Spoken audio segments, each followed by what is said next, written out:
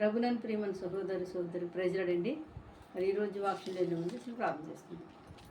మోహనుద్ర మహాగరుడ సరస్వతుడ నాథ పరిశుద్ధాత్ముడ ఆకాశాన్ని భూమిని సంస్థాన్ని సర్వాన్ని సృష్టించిన సృష్టికర్త నీకే స్థితి నీకే గంటకి మేము చెల్లిస్తున్నాం తండ్రి. నాయన ఈ రోజు నీ బిడ్డలకు నీ వాక్యం చెప్పుచుండగా పితృగణ పెదల అగ్ని చేత కాల్చిన శరీరాన్ని మరుగుపరిచి మానస్వరాన్ని మరుగుపరిచి దైస్వరంతో మాట్లాడి దర్శించి నీ కుటుంబం గురించి నీ నామానికి మహిమ తెచ్చుకోమని ఇస్తున్నాము నామ తండ్రి. ఆమె ఈరోజు మన వాక్యం అంశం ఏంటంటే తల్లి మాటిని ఆశీర్వాదం పొందెను. తల్లి మాటిని ఆశీర్వాదం పొందెను. ఆదికాండము 27వ అధ్యాయం అండి, 1 నుంచి 3 వచనాలండి. ఇస్సాకు వృద్ధుడై అతని కన్నులకి మందదృష్టి కలిగినప్పుడు అతడు తన పెద్ద కుమారుడైన ఏశావుతో నాయనా అని అతనితో అన్ను. అప్పుడు ఈసాకు ఇదిగో నేను వృద్ధుడిని నా మరణ దినము నాకు తెలియను.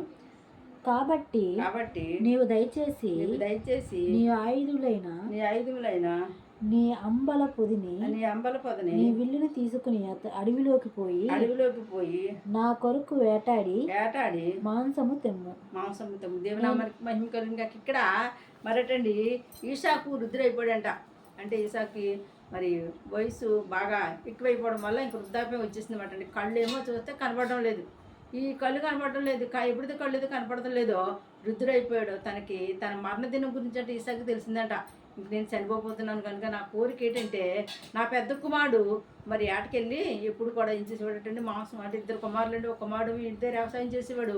మరి చిన్న కుమారుడు వ్యవసాయం చేసేవాడు, పెద్ద కుమారుడు ఆటకెళ్ళి ఏం చేసేటండి ఆ మాంసాహారం అంటే ఆ లేడిల్ని దిప్పిల్ని అక్కడ ఉన్న వాటిని మరి కొట్టుకొచ్చి ఆ రీతిగా తను ఉండిపడబడ్డ. అటువంటి సమయంలో తనకు కోరిక కలిగిందంటే ఎవరికంటే ఇసాకు ఏం కలిగిందంటే నా పెద్ద కుమారుడు ఏటాడి తెచ్చిన ఏట మాంసం తిని అప్పుడు నేను చక్కగా నా పెద్ద కుమారుడికి నా ఆశీర్వాదాలన్నీ ఇచ్చేసి నేను చనిపోవాలని అనుకున్నాడటండి. అలా అనుకున్న సమయంలో తన పెద్ద కుమారుడు పిలిచాడటండి. పిలిచి చెప్పాడంట, బాబా నువ్వు వెళ్ళు, ఇప్పుడు వెంటనే నువ్వు వెళ్ళాలి, వెళ్ళి నువ్వు అమ్ముల పదాలు అన్నీ పట్టుకుని వెళ్ళి నువ్వు అడవికి వెళ్ళి ఒక మేకపోతులే తెస్తావో ఏం తెస్తావో నాకు తెలియదు, కానీ నువ్వు మాత్రం చక్కటిది మంచిది తీసుకుని వచ్చి నాకు ఇంటి భోజనం ఏర్పాటు చేయాలని చెప్పగానే తండ్రి మాటకు లోబడి వేసాడంటండి. వెంటనే వెళ్ళిపోయాడంటే ఎవరండి ఈసాకు కుమారుడైన యాసాపు వెళ్ళాడటండి. వెళ్ళి తెద్దామని వెళ్ళిన సమయంలో మరి ఇక్కడ ఏం చెప్తే చదువుతాం చూడండి. ఇక్కడ 8వ వచనం 5వ వచనం చదవండి. ఈసాకు తన కుమారుడైన ఏసావుతో ఇట్లు చెప్పుచుండగా రెబెకా వినుచుండెను. ఏసాపు వేటాడి మాంసము తెచ్చుటకు అడవికి వెళ్ళెను. అప్పుడు రెబెకా తన కుమారుడు యాకోబుని పిలిచి చూసి ఇదిగో నీ తండ్రి నీ అన్న ఆయన ఏసాపుతో మృతి పొందకు మునిపే నేను తిని యెహోవా సన్నిధిని నిన్ను ఆశీర్వదించినట్లు నా కొరకు మాంసము తెచ్చి నాకు రుచిగల భోజనములు సిద్ధపరచమని చెప్పగా వింటిని. చెప్పేసిందంటే ఏం చెప్పేసిందంటే నా చిన్న కుమారుడా నీ తండ్రి మరి నీ పట్ల చాలా స్వార్థంగా ఉన్నాడు, మరి నీకు తెలియకుండా మరి ఆశీర్వాదాలన్నీ ఎవరికి ఇవ్వబోతున్నాడంటే నీ అన్నయ్యని ఇవ్వబోతున్నాడు. పనిగా ఎవరు ఆశీర్వాదాలు ఇవ్వబోతున్నాడంటే దేవుని యొక్క ఆశీర్వాదాలనే మరి ఇవ్వబోతున్నాడని చెప్పంట. ఏం చేసిందంటండి, ఎప్పుడైతే యాసాపు ఈ రీతిగా మరి అడవికి వెళ్ళిపోయాడో మరి ఇక్కడ ఏం చేసిందంటే అండి వెంటనే ఎవరిని పిలిచిందంటండి, మరి యాకోబుని పిలిచేసిందంట. పిలిచి చెప్పిందంట, నేను ఒక పని చెప్తాను, నా మాటని వింటావా, నా మాట వింటే నువ్వు ఆశీర్వదించబడతావు, లేదంటే మరి లేదు కనుక అన్నటువంటండి. అమ్మ మరి అన్నయ్యని కాదని నేను మోసకరంగా కానీ ఆశీర్వాదం తీసుకుంటే అది నాకు శాపం అవుతుంది కదండి. అప్పుడు ఏమందంటండి, ఆ శాపమో పాపమో అది ఏదైనా సరే నాకే రాని కానీ నీకేమో రాదు కనుక నేను చెప్పినట్టు వినమనంటండి. ఏం చేసాడంటండి వెంటనే ఏం చేశాడంటండి, ఇంక ఇది కాదు పని అండి అంటండి. ఈమె ఏం చేసిందంటండి, నువ్వు అర్జెంటుగా వెళ్ళి మనం ఆ గొర్రెని తీసుకురామందంటండి.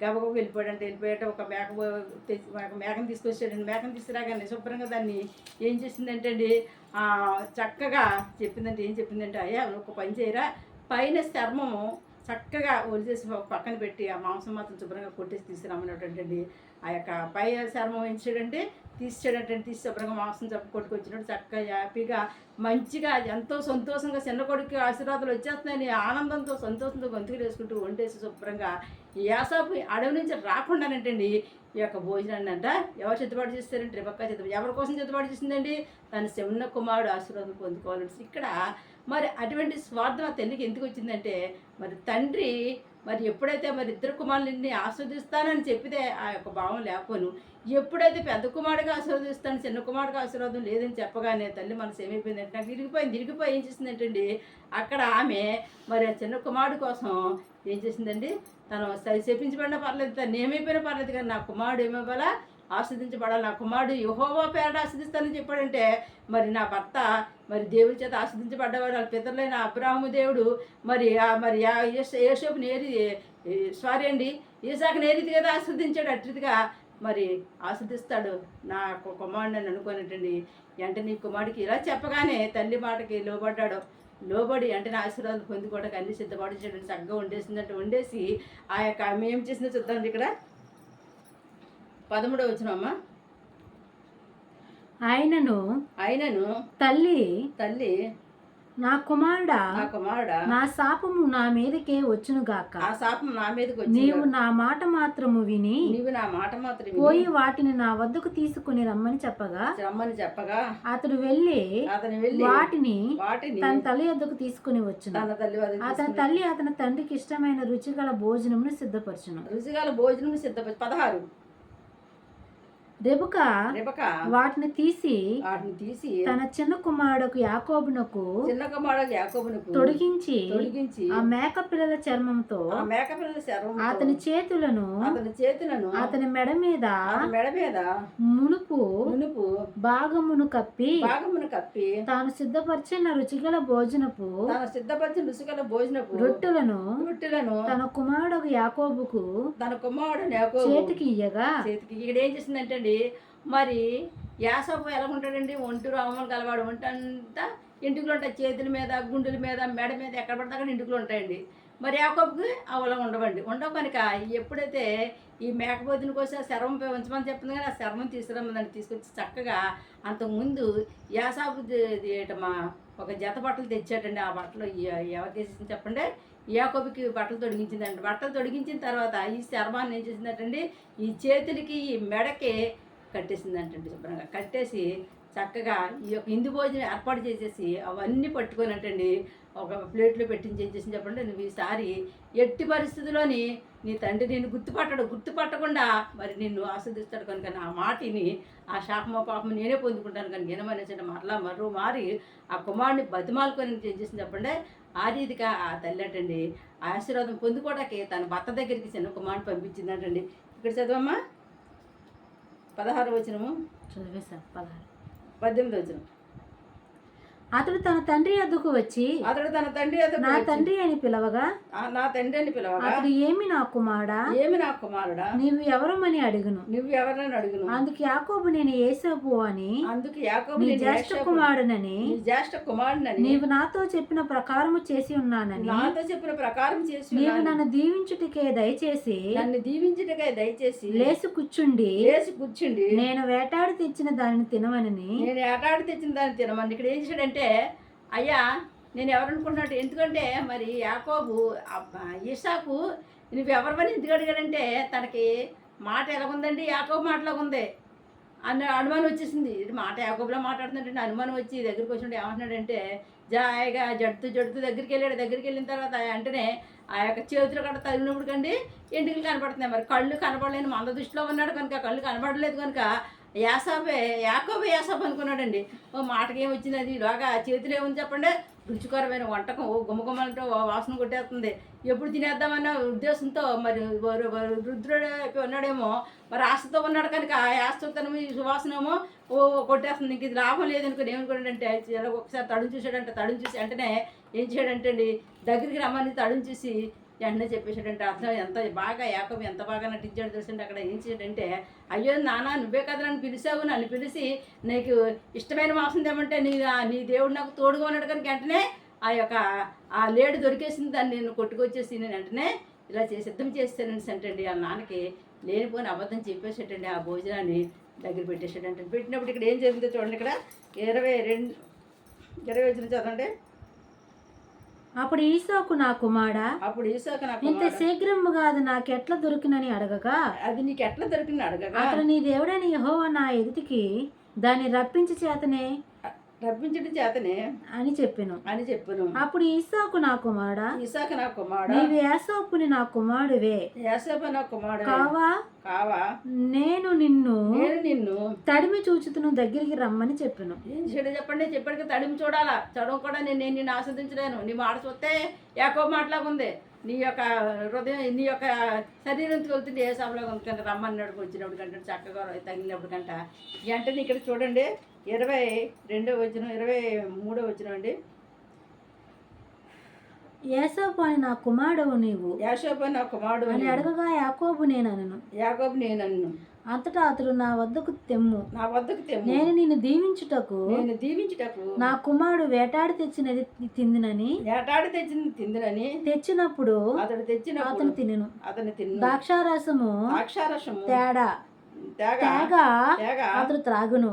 ఆ తర్వాత అతని తండ్రి ఈసాకు నా కుమారుడా, దగ్గరికి వచ్చి నన్ను ముద్దు పెట్టుకోమని అతనితో చెప్పాను. అతను ముద్దు పెట్టుకోమని చెప్పి వెంటనైతే ఆ యొక్క యాషాపు తెచ్చిన శుభ్రంగా ద్రాక్షారసం తాగేసాడంటండి. ఆ యొక్క భోజనం తినేసాడంట, ఆ మాంసం తినేసాడు, అన్ని శుభ్రంగా తినేసాడంటే దాని కడుపు నిండుగా ఎంతో సంతోషంతో ఉన్నాడు. ఎంతో కడుపు ఎప్పుడైతే నిండిపోయిందో ఏదైతే తెమ్మన్నాడో శీఘ్రంగా తినేసాడో చాలా ఆనందం వచ్చేసిందంటే ఎవరికైనా ఏసాకు వచ్చేసిన తర్వాత అప్పుడు యాషాపుని అంటున్నట్టు నా కుమారుడు అమ్మన్నాడంటే రాగానే దగ్గరికి వచ్చినప్పుడు కంటే చక్కటి వాసన కొడుతున్నాడు. అప్పుడు ఏం చేస్తున్నాడంటే ముద్దు పెట్టుకున్నాడంటే ముద్దు పెట్టుకొని అప్పుడు మరి కడుపు నిండిపోయింది కదండి, అనుకున్న కోరిక నీకు నెరవేర్చాడు కనుక నేను ఆస్వాదిస్తాను, ఎవరి పేటను ఆస్వాదిస్తానని చెప్పాడండి. యెహోవా పేట ఆస్వాదిస్తానని కనుక ఆస్వాదించాలని ముద్దు పెట్టుకుని ఆస్వాదిస్తానంటే ఏ రీతిగా ఆస్వాదిస్తున్నాడు కింద చదవండి. అప్పుడు దగ్గరికి వచ్చి అతను ముద్దు పెట్టుకున్నాడు. అప్పుడు అతడు వస్త్రములను వాసన చూచి అతను దీవించి ఇట్లను, ఇదిగో నా కుమారుడా, సువాసన యెహోవా దీవించిన చెవిని సువాసన వలె ఉన్నది. ఆకాశము మంచుని భూసారము విస్తారమైన ధాన్యమును ద్రాక్షరసమును దేవుడు నీకు అనుగ్రహించును గాక. జనులు నీకు దాసులగుదురు, జనులు నీకు సాగిలపడుదురు, నీ బంధువులకు నీవు ఏకమై ఉందువు, నీ తల్లి పుత్రుడు నీకు సాగిలపడుదురు. ఆమేన్. ఏం చేశాడు చెప్పండి. ఎప్పుడైతే ఇక్కడ ఎటువంటి దీవెన ఇచ్చాడండి, ఇక్కడ ఫస్ట్ దీవెన ఇదిగో నా కుమారుడు సువాసన యెహోవా. చూసారండి, ప్రతిదీ కూడా నువ్వు వ్యవసాయం చేసినా ఏం చేసినా ఏం చెందినా ఎలా ఉన్నా ఏ పని చేసినా ఎక్కడికి వెళ్ళినా ఆ చోట ఎవరుంటాడు, యెహోవా ఉంటాడు. ఆయన దీవెన ఆశీర్వాదం మరి అన్నీ కూడా నీకే అనేసటండి. సమస్తం ఏది ఇడిచిపెట్టకుండా అన్ని రిచ్లుగా దీవించేసాడు, అన్ని రిచ్లుగా ఆస్వాదించాడంటండి. నువ్వు వ్యవసాయం చేసినా మరి ఏం చేసినా ఏం చెందినా సరే దేవుడు నేను ఆస్వాదిస్తాడు. ఇక్కడ మళ్ళీ ఏమన్నాడంటే నీ శత్రువులు ఏం చేస్తారు చెప్పండి, నీ ఎదుటికి వస్తారు, నీ తల్లి పుత్రులు అందరూ కూడా నీ ఎదురు సాగిలు పడతారు, నీ ఎదుటికి వస్తారు. అటువంటి ఆశీర్వాదం అటువంటి దీవెన్నే నేను ఈరోజు యెహోవా పేరట నీకు ఇస్తున్నానని చెప్పి మరి జనములు నీకు దాసులు అవుతారంట. అనేక మంది జనాలనే దేవుని దగ్గర తీసుకొస్తాడు. నువ్వు ఎంత మాత్రమునో భయపడక్కర్లేదంటండి. యాకోబునంటండి ఏసాబునంటే నేను చెప్పండి, యాకోబు మారువేసలోని యాకోబుని ఏం చెప్పండి, ఆయన దీవించాడంటే. కింద చూడండి ఇంకా ఏమేమి దీవించాడు చూడండి. నిన్ను శపించువారు శపించబడదురు, నిన్ను దీవించువారు దీవించబడదురు. దేవుని నామానికి మహిమ. చూసారండి ఎంత గొప్ప సంగతో, ఎటువంటి దీవెన ఎటువంటి ఆశీర్వాదం యాకోబు పొందుకున్నాడు చూసారండి. మరి అన్ని ఆశీర్వాదాలతో పాటు ఇంకో మాట కూడా అన్నాడు. ఏమన్నాడంటే ఎవరైతే నిన్ను ఆస్వాదిస్తారో వాళ్ళు మాత్రం ఆస్వాదించబడతారు, ఎవరైతే నిన్ను దీవిస్తారో వాళ్ళు మాత్రమే దీవించబడతారు. ఎవరైతే నీ మీద విరోధంగా ఉండి నిన్ను శాపనార్థాలు పెట్టి అలాగే ఇలా మాట్లాడిన వాళ్ళు అందరూ కూడా ఏమైపోతారు చెప్పండి, శపించబడతారని. నేను యెహోవాపేట నేను నిన్ను ఆస్వాదిస్తాను, అన్ని ఆశీర్వాదాలు ఇచ్చాడంటే ఏ ఒక్క ఆశీర్వాదం ఎవరి దగ్గర లేదంటే ఇంకా ఈసాకు దగ్గర లేదంటండి. లేకుండా యాషాపుని మారువేస్తలు ఉన్న యాకోబుని యాషాపు అనుకుని శుభ్రంగా దీవించేసంటండి.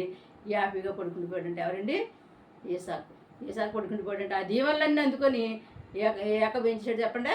చక్కగా తల్లి దగ్గరికి వచ్చాడు కానీ తల్లి దగ్గరికి వచ్చి వణుకుపోతున్నాడు. అమ్మ అన్నయ్య వచ్చాడు, నన్ను ఏం చేస్తాడు ఏంటో నాకేం అర్థం కావట్లేదు అమ్మ, అనేసి అడిగిపోతే ఇక్కడ ఉన్న సమయంలో ఇలాగే వీళ్ళిద్దరూ ఈ రీతిగా ఉన్న సమయంలో మరి ఏట నుంచి వచ్చాడంటే ఎవరో తన పెద్ద కుమారుడు ఏటాడుకొని ఆ శుభ్రంగా ఆ వండుకొని అన్నీ చేసుకొని మరి అది తయారు చేసుకొని మరి తండ్రి దగ్గరికి వచ్చాడంటే ఇక్కడ చూడండి కిందకు వచ్చిన చూద్దామండి. అతని తండ్రి అయిన ఇస్సాకు నీవెవరని అడుగును. అప్పుడు నేను నీ కుమారుని ఏసావు అని నీ జ్యేష్ఠ కుమారుడుగా ఇస్సాకుకి మిక్కిలుటకు గడగడ ఉణుకుచు అట్టయితే వేటాడిన భోజనపు నా వద్దకు తెచ్చినది ఎవరు?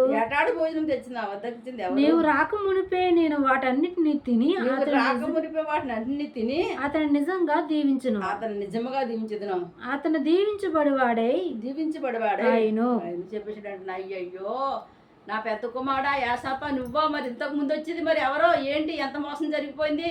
అయ్యయ్యో నేను అబద్ధంగా దీవించలేదు, నేను నిజంగా దీవించేసి నువ్వు అనుకొని మరి నేను ఇవ్వాల్సిన ఆశీర్వాదాలు ఇవ్వాల్సిన దీవెనలన్నీ కూడా మరి హోపేట ఎన్ని ఇచ్చేసాను. అయ్యో అనేసి అంటండి. అన్నప్పుడు కంట అప్పుడు యాసాపు అంటేనే చూడండి ఎంత బాధతో ఎంత వేదనతో ఇక్కడ వేదన పడుతున్నాడు చూడండి. 34 ఏసావు తన తండ్రి మాటలు విన్నప్పుడు దుఃఖక్రాంతుడే పెద్ద కేక వేసి ఓ నా తండ్రి నన్ను దీవించమని తన తండ్రితో చెప్పాను. అప్పుడు నీ సహోదరుడు కపటోపాయముతో వచ్చి నీకు రావాల్సిన దీవెన తీసుకుని పోవును. ఏసాపు యాకోబు అను పేరు అతనికి సరిగ్గా చెల్లింది. అతడు నన్ను నీ 2 మార్లు మోసగించును. నా జ్యేష్ఠత్వము తీసుకొను. ఇదిగో ఇప్పుడు వచ్చి నాకు రావాల్సిన దీవెనలు తీసుకొని చెప్పి నా కొరకు మరి ఏవి దీవెనలు మిగిలి ఉండలేదా అని అడిగాడు. ఏమంటున్నాడండి, నాయన ఇంకేదైనా దీవెన లేదా? ఒక్క దీవెన లేదంటే ఎట్టి పరిస్థితుల్లో దీవెన లేదు, వాడికి దాచుడు అవ్వాల్సిందే. నువ్వు ఎట్టి పరిస్థితుల్లో కూడా నీకు ఏదేం లేదు, అంతా నీకు శాపం తప్ప ఏమీ లేదు, అన్నీ కూడా అడిగి వెళ్ళిపోయి అనేసి అని చెప్పేసాడంటండి. అప్పుడు యాసాపు అనుకున్నాడు, అయ్యయ్యో ఆ రోజు చిక్కుడుకాయల కూర కోసం నా జ్యేష్ఠత్వం తీసేసుకున్నాడో ఇప్పుడు నాకు రావాల్సిన ఆశీర్వాదాన్ని కూడా ఏం చేసుకున్నాడండి, మోసంతో నా తండ్రి దగ్గర నుంచి తీసేసుకున్నాడంటండి. గోల పెట్టేసి ఇంక లాభం లేదు, అని ఎట్టి పరిస్థితి నేను బ్రతకనివ్వను అని చంపేస్తాననేసి అంటండి పంతం కట్టుకుని కూర్చున్నాడంటే ఆడు ఎక్కడ కనపడడానికి చంపేస్తంటే ఈ మాట ఎప్పుడైతే మరి రెబక్క ఎంతో ముందుగానే ప్లాన్ వేసుకున్నట్టండి ఏం చేసిందంటే 2 కొడుకులు ఒకేసారి చనిపోతే నేను ఏమైపోతానో తెలిసే తెలియకో మరి నేను ఇలా చేశాను కనుక మరి ఈ బిడ్డని ఇక్కడ ఉంచితే యాకోబు ఇలా యాసాపు ఉంచడం చంపేస్తాడనే ఉద్దేశంతో ఏం చేసిందంటే అండి ఒక సంచికి కొడుకి ఆ యొక్క భుజానికి తగిలించేసి ఇదిగో పలానా చోట మరి నా అన్న ఉన్నాడు, నువ్వు అక్కడికి వెళ్ళిపోను, ఇక్కడ ఎట్టి బస్సులు ఉంటాకే ఏం లేదు, నువ్వు ఉన్నావంటే నేను చంపేస్తాడనేసి అప్పుడు అంటండి యాకోబు మరి ఏం చేసాడు చెప్పండి, తల్లి మాటకు లోబడి ఆశీర్వాదం తీసుకున్నాడు. తల్లి మాటకు లోబడి అంటే ఊరి విధిని ఏం చేయడటండి వెళ్ళిపోవడానికి సిద్ధపడి ఊరి విధులటండి యాకోబు వెళ్ళిపోయాడంటే. ఏసాపు అయితే మంచి కోపంతో ఉన్నాడంటే ఆడు ఎప్పుడు కనపడతాడనేసి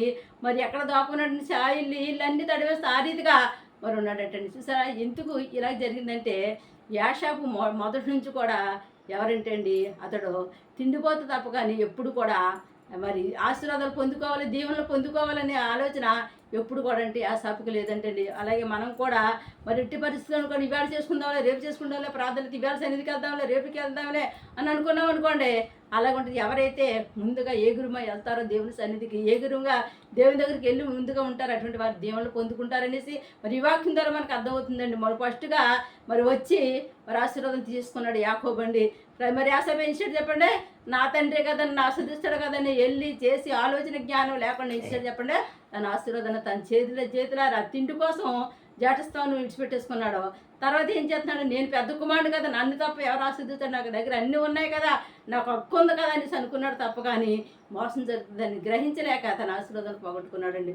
మనం యాకోబులాగా ఉండకుండా మరి యాసాబులాగా ఉంటే ఏం పోగొట్టుకుంటామో, యాకోబులాగా ఉంటే ఏ ఆశీర్వాదాలు పొందుకుంటామో అనే విషయం మనమే తెలుసుకుని ఈ యొక్క వాక్యం ద్వారా దేవుడు ఎవరితో మాట్లాడతారో వాళ్ళ హృదయాలను దేవుడు ఏం చేస్తాడు చెప్పండి. మరి ఎవరో ఏ అక్రమంగా కానీ లేదంటే ఏ విధమైన మోసంతో కానీ ఏ రీతిగా ఉన్నా సరే మరి దేవుని ఎదుట మరి వాళ్ళు చేసిన తప్పును ఒప్పుకున్నప్పుడు దేవుడు క్షమించి మరలా ఏం చేస్తాడు చెప్పండి, ఆయన ఆశీర్వదించడానికి సిద్ధంగా ఉన్నాడు కనుక ఎట్టి పరిస్థితులను కూడా మరి భయపడక్కర్లేదు. కానీ ఏం చేయాలంటండి, ఈ దేని విషయంలో కానీ ఏ విషయంలో మనం అశ్రద్ధ చేసినా పర్లేదు, కానీ దేవుని విషయంలో అశ్రద్ధ చేయకూడదండి. ప్రార్థన అంటే ప్రార్థనే, వాక్యం అంటే వాక్యమే, సన్నిధి అంటే సన్నిధే. ఆ రీతిగా ఉన్నప్పుడు దేవుడు ఆశీర్వాదాలు మనం పొందుకోగలుగుతామండి. అట్టి రీతిగా మరి యాకోబుని దేవుడు ఏం చేశాడంటండి, మరి ఆస్వాదించాడండి. యాకోబుని ఏం చేశాడు చెప్పండి, తన అశ్రద్ధ వల్ల తన ఏం చేసేటప్పుడు ఆశీర్వాదాలని అతను కోల్పోయాడు. తర్వాత మోసం ద్వారా కూడా కోల్పోయాడు. జ్ఞానాన్ని లేకే మరి ఆశీర్వాదాన్ని కోల్పోయాడు అనేసి మరి ఇక్కడ వాక్యం చదివిస్తుంది కనుక మరి దేవుడు గొప్పవాడు, శక్తిమంతుడు కనుక మరి ఏ రీతికైనా సరే ఎవరైతే ఆశపడతాడో ఆశపడే ప్రాణాన్ని తృప్తిపరిచే దేవుడు కనుక రిబెక్కా తన చిన్న కుమారుడు గురించి ఆశపడ్డదండి. పెద్ద కుమారుడికి ఇచ్చేసాడు ఆశపడి. మరి ఆ చిన్న తల్లి చేసిన తప్పు మరి ఏమేం చెప్పిన ఇద్దరు కుమారుల మధ్య గొడవలు పెట్టుకుని కనుక ఎప్పుడు కూడా కుమారుడు ఉన్న తల్లి కానీ కుమార్తెన్న తల్లిగా ఎట్టి పరిస్థితులు ఏముండకూడదని స్వార్థపరులుగా ఉండకూడదు. ఇద్దరిని సమానంగా చూసినప్పుడు ఇటువంటి ఒక విధానం ఎట్టి పరిస్థితుల్లో రాదు కనుక ఇద్దరిని మంచిగా చూసుకున్నప్పుడు తల్లి కానీ తండ్రి కానీ స్వార్థం లేకుండా బిడ్డలు పెంచినప్పుడు ఎట్టి పరిస్థితులు వాళ్ళ మధ్య ఏమి రాజ్యం గొడవలు రావో, ఏ విధమైన మరి గలిబిలు కూడా ఉండదు కనుక మరి ఇద్దరికి ఒక సమానంగా ఇవ్వాలనే జ్ఞానాన్ని మరి వీరి ద్వారా మనం తెలుసుకున్నప్పుడు మనం కూడా ఏం పొందుకుంటాం చెప్పండి, అశ్రద్ధ చేయకుండా ప్రతి విషయాన్ని కూడా దేవుని దగ్గర పెట్టి ప్రార్థించినప్పుడు దేవుడు అన్ని కార్యాలను మనకి ముందుగానే ఆయన వాళ్ళని నడిపిస్తూ ఉంటాడండి. కళావాక్షం వచ్చి వారిని చెప్పుకుందామని ప్రార్థన చేసుకుందాం. మహోన్నతుడా, మహాగణుడా, సరస్వతిరా, నాదా, అవును ప్రభా తండ్రి ఏసయ్య, నువ్వు గొప్పవాడు, శక్తిమంతుడు తండ్రి నాయన, నువ్వు సర్వశక్తిమంతుడు తండ్రి. ఇదిగో తండ్రి యాసాబు ప్రభు నాయన ఏసయ్య, మరి యాకోబు తండ్రి నేను ఆశ్రదిస్తాను నా దగ్గరికి రమ్మన్నప్పుడు ప్రభు నాయన ఏసయ్య ప్రభు ఎక్కడికో వెళ్ళెడుతున్న ఆలోచన జ్ఞానం లేక ప్రభు తండ్రి ఏట మాంసమే తెమ్మన్నాడు కానీ ఏటకయ్యి ఏట మాంసమే తేవాలనుకుని దూరం వెళ్ళిపోయాడు ప్రభు నాయన.